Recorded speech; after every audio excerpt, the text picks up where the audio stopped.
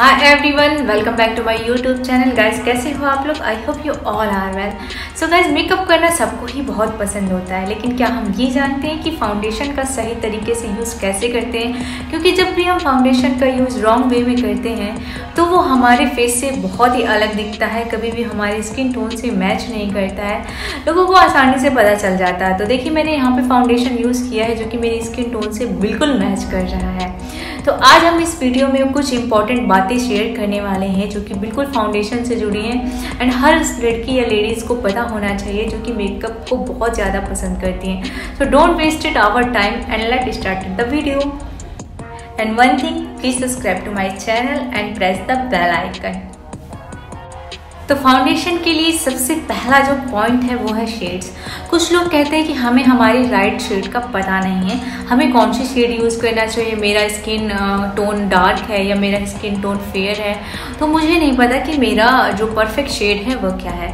तो आज मैं यहाँ पे बात करने वाली हूँ इंडिया की 3 मोस्ट अफोर्डेबल फाउंडेशन के बारे में, जो कि बहुत ही अच्छे हैं। आप इनको ईजिली बाय कर सकते हो, परचेज कर सकते हो एंड सारी जो स्किन टोन है उनके लिए अवेलेबल भी हैं एंड सबके लिए परफेक्ट भी हैं। तो पहला जो है वो है फिट मी फाउंडेशन, मेबलिन से है ये एंड ये बहुत ही अफोर्डेबल है। आपको ईजिली फ्लिपकार्ट या किसी भी अमेजोन या ऑनलाइन ऐप पे आपको मिल जाएगा। एंड सेकेंड वन है Lakme and third is Swiss beauty high coverage foundation. So guys, अगर आप फिट मी फाउंडेशन का यूज़ कर रहे हैं मेबलिन से, तो इसमें आपके लिए 18 शेड अवेलेबल है मार्केट में हमारे स्किन टोन के अकॉर्डिंग। हम अपनी स्किन टोन को 3 पार्ट में डिवाइड करते हैं, bright and second medium and third is deep. तो जो आपकी ब्राइट फर्स्ट स्किन है उसके लिए मार्केट में 6 शेड अवेलेबल हैं, 110, 115, 120, 125, 130 एंड 135। तो गाइस, ये जो आपके 6 शेड हैं, तो अगर आपकी स्किन बहुत ज़्यादा ब्राइट है तो आप स्टार्टिंग की 3 शेड्स यूज़ कर सकती हैं एंड अगर आपकी स्किन मीडियम से थोड़ा ज़्यादा ब्राइट है तो आप लास्ट के ब्राइटन स्किन के 3 शेड्स यूज़ कर सकते हैं। इसी तरीके से मीडियम स्किन के लिए भी 6 शेड अवेलेबल हैं, जिसमें है आपका 210, 220, 225, 230, 235 एंड 245। तो अगर आपकी स्किन स्टार्टिंग में कम, मतलब आपकी स्किन थोड़ी सी फेयर है, थोड़ी सी हल्की सी डार्क है, तो आप स्टार्टिंग के जो 3 शेड हैं उनका इस्तेमाल कर सकते हो। अगर आपकी स्किन ज़्यादा मीडियम है तो आप, मतलब जो कि इक्वल जैसे मेरी स्किन टोन है, तो आप इसके लिए आप लास्ट के जो 3 शेड्स हैं उनका इस्तेमाल कर सकते हो। अब आती है हमारी डीप की। डीप के लिए भी यहाँ पे 6 शेड ही अवेलेबल हैं, 310, 315, 320, 325 एंड 350 एंड 355। तो ये आपके शेड्स हैं। अगर आपका जो स्किन टोन है वो पक्के रंग का है तो आप स्टार्टिंग की 3 शेड्स यूज़ कर सकते हैं। अगर आपका स्किन डस्की है प्योर, तो आप लास्ट के 3 शेड्स यूज़ कर सकते हैं। तो ये था आपके मेबलिन फिट मी फाउंडेशन के बारे में, जो कि आपके लिए करेक्ट शेड्स हैं।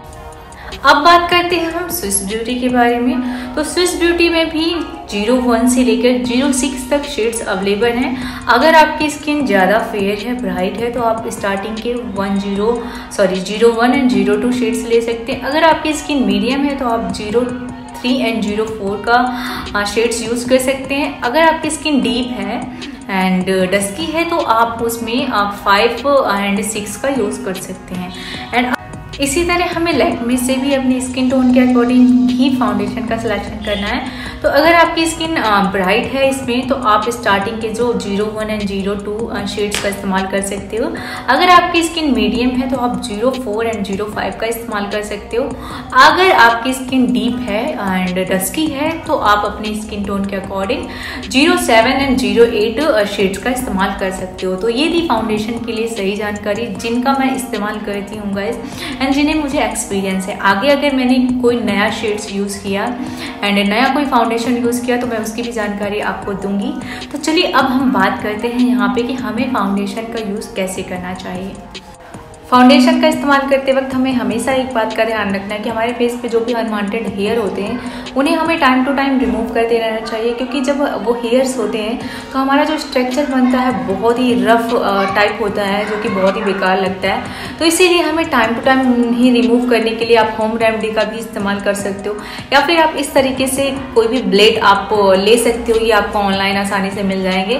तो आप इनका इस्तेमाल भी हेयर रिमूविंग के लिए कर सकते हो। कुछ लोगों को ये डर रहता है कि जब आप ब्लेड का इस्तेमाल करते हो तो उससे जो हेयर ग्रोथ है वो बढ़ जाती है, तो ऐसा बिल्कुल नहीं है। आपका जो नेचुरल आपके जो हॉर्मोन्स हैं आपकी हेयर ग्रोथ उन पर डिपेंड करती है। ऐसा कुछ नहीं कि आपने ब्लेड यूज़ किया तो आपकी हेयर ग्रोथ बढ़ जाएगी। तो चलिए अभी मैं आपको एक बार ये दिखा देती हूँ कि आप इसका इस्तेमाल कैसे कर सकते हो। इसका इस्तेमाल करना बहुत ईजी है। तो आप यहाँ पे देख रहे हैं कि मेरे यहाँ पे कुछ हेयर्स हैं जिनका मैं रिमूव करूँगी जिनको इसकी सहायता से। तो आप अभी देख लीजिए कि इसका इस्तेमाल आप इस तरीके से कर सकते हैं।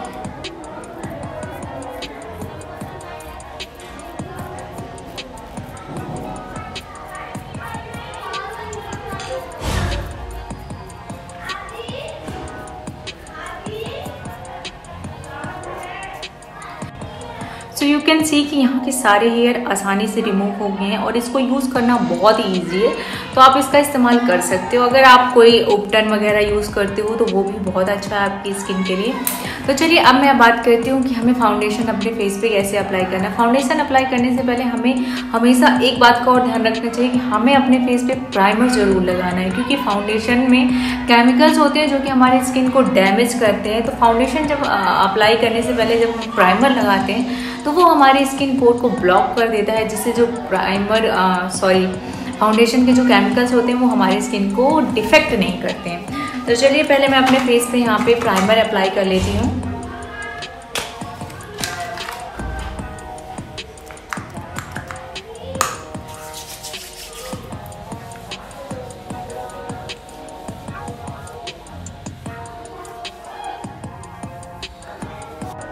तो प्राइमर अप्लाई करने के बाद अब हम अप्लाई करेंगे कंसीलर। कंसीलर हमें फाउंडेशन से पहले ही लगाना होता है, क्योंकि जो हमारे डार्क सर्कल होते हैं, डार्क एरिया होते हैं फेस के, वो हाइड हो जाते हैं। क्योंकि जब हम डायरेक्टली फाउंडेशन अप्लाई कर लेते हैं तो वो काफ़ी ग्रे धब्बे धब्बे हमारे फेस पे दिखते हैं। तो उसका वही रीज़न होता है कि हम कंसीलर को स्किप कर देते हैं। तो सबसे पहले मैं यहाँ पे कंसीलर यूज़ करूँगी, जो भी मेरे डार्क सर्कल या अंडर आइज के एरिया हैं उनको कवर करने के लिए। इस तरीके से कंसीलर लगाने के बाद इसे अच्छे से ब्लेंड कर देंगे।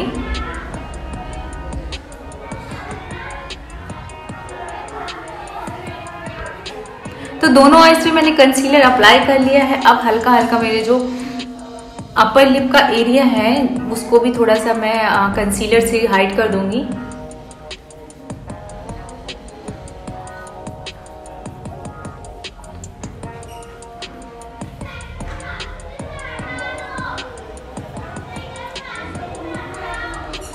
तो चलिए अब हम अप्लाई करते हैं अपना फाउंडेशन। फाउंडेशन अप्लाई करने के लिए हमें उसे अपने हैंड पे थोड़ा सा लेना है। पहले थोड़ी सी क्वांटिटी में आपको अपने हैंड पे बाहर निकाल लेना है एंड उसको हमें इस तरीके से अपने फिंगर से मिक्स करना है ताकि उसका जो एक्सेस ऑयल है वो बाहर हो जाए। एंड अब हमें इस तरीके से डॉट डॉट करके फेस पे फाउंडेशन अप्लाई करना है। फाउंडेशन को अप्लाई करने के दो तरीके होते हैं। पहला तरीका है कि आप फिंगर से डॉट डॉट करके फेस पर इस तरीके से अप्लाई कर सकते हो पूरे फेस पे। और उसके बाद दूसरा तरीका ये है कि आप ब्रश से भी इस तरीके से हल्के हाथों से आप अप्लाई कर सकते हो। तो आपको जो मेथड अच्छा लगे आप उस मेथड का यूज़ करके फाउंडेशन को अपने फेस पे अप्लाई कर सकते हो। एंड जब हम फाउंडेशन को मिक्स कर देते हैं, ऐसे मिक्स करने के बाद हमारे जो ऑयली फेस के लिए तो ये बहुत ही अच्छा प्रोसेस है। एंड आप जब भी अप्लाई करें तो आप इस तरह से मिक्स करके ही यूज़ करें। अब हम इसको ब्लेंडर का यूज़ करने से पहले मैं उसको ब्लेंड करने के लिए मैं यहाँ पे यूज़ करूँगी ताकि ये वाटर एब्जॉर्ब कर ले एंड बाद में ये मेरा मेकअप एब्जॉर्ब ना करे। तो इस तरीके से पानी में डिप करने से इसका साइज इंक्रीज हो जाता है, ये बहुत सॉफ्ट एंड फ्लफी हो जाता है एंड इसका जो आपके फेस पे इसका जो टचअप है वो बहुत ही स्मूथ होता है। तो इस तरीके से हम ब्लेंडर का यूज़ करेंगे इसको ब्लेंड करने के लिए। एंड आपको इस तरीके से टैप टैप करके पूरे फाउंडेशन को अच्छी तरीके से ब्लेंड कर लेना है। एंड इसका सीरियसली में इसका जो टचअप है बहुत ही स्मूथ है। हमारे हाथ के ऊपर डिपेंड करता है कि हम क्या यूज़ करते हैं, हम किस चीज़ में परफेक्ट हैं ब्लेंडिंग करने के लिए। तो इस तरीके से कुछ लोग ब्लेंडर से भी ब्लेंडिंग करते हैं, कुछ लोग यहाँ पे ब्लेंडिंग करने के लिए ब्रश का भी इस्तेमाल करते हैं। मेरे लिए दोनों ही बहुत ही आसान है, मैं दोनों से ही अपनी ब्लेंडिंग करती हूँ। तो अब एक तरफ मैंने यहाँ पे ब्लेंडर से अपनी ब्लेंडिंग कर ली है फाउंडेशन की, दूसरी तरफ मैं यूज़ करने जा रही हूँ ब्रश, जिसके लिए मैं यूज़ कर रही हूँ ये फ्लॉलेस फ्लफी ब्रश स्ट्रेट। तो अब मैं इससे इस तरीके से रैप रैप करके अपने फाउंडेशन को ब्लेंड करूँगी। एंड सीरियसली ये स्टेप मुझे ज़्यादा इजी लगता है, पर कुछ लोगों से ये अच्छे से नहीं होता है क्योंकि उन्हें इसकी हैबिट नहीं होती है, तो बहुत उनका फाउंडेशन पैची लगता है, फ्लॉलेस नहीं होता, स्मूथ नहीं होता, उनसे अच्छे से ब्लेंड नहीं होता।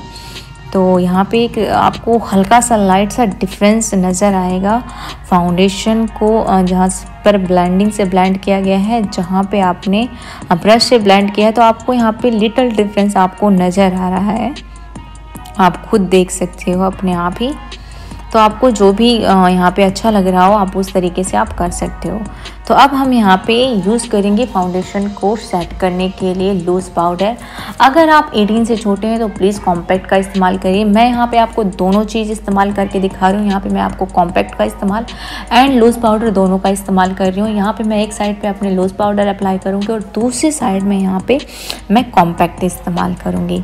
एंड हमारे जब भी हम फाउंडेशन अप्लाई करते हैं तो उसके बाद हमें इस तरीके से कॉम्पैक्ट या लूज़ पाउडर की पफिंग करनी चाहिए, जिससे कि हमारा फाउंडेशन है सेट हो जाता है एंड स्वेटिंग में वो बहता नहीं है, काफ़ी देर तक लॉन्ग लास्टिंग रहता है। तो एक तरफ मैंने अभी यहाँ पे पफिंग करी है लूज़ पाउडर की, अब मैं दूसरी तरफ यहाँ पे हुडा ब्यूटी से कॉम्पैक्ट का इस्तेमाल कर रही हूँ। तो इस तरीके से आप कॉम्पैक्ट करके भी अपनी जो फाउंडेशन है उसको अच्छे से सेट कर सकते हो।